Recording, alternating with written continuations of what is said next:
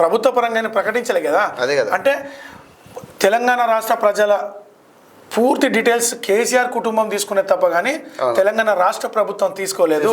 తెలంగాణ రాష్ట్ర ప్రభుత్వం తీసుకొని ఉంటే ఇవాళ మీరు కేసీఆర్ గారు బిడ్డ కానీ కొడుకు కానీ అల్లుడు కానీ బీసీలపై మాట్లాడే అర్హతే లేదు.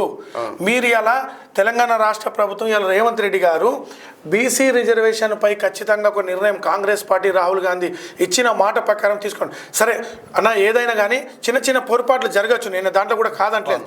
కానీ ఇవాళ బీసీలు తెలంగాణలో ఉన్న బీసీ బిడ్డలు ఆనందపరంగా ఉన్నారు. ఎందుకంటే ఒక నిర్ణయం తీసుకున్నారు. ఎప్పుడు 2011 ఎప్పుడు దాదాపు నాకు తెలిసిన మటుకు బీసీ అసలు ఈ మధ్యలో జరిగింది కాదు, మనం దాని మీద అవగాహన లేదు. కానీ ఇలా రేవంత్ రెడ్డి తీసుకున్న నిర్ణయానికి స్వాగతించాల్సిందే. చిన్న చిన్న పోరాటాలకు మేధావులు ఉన్నారు, ఎంతో పెద్ద మేధావులు ఉన్నారు, ఖచ్చితంగా ప్రభుత్వం సలహా సెట్ చేస్తారు దాని.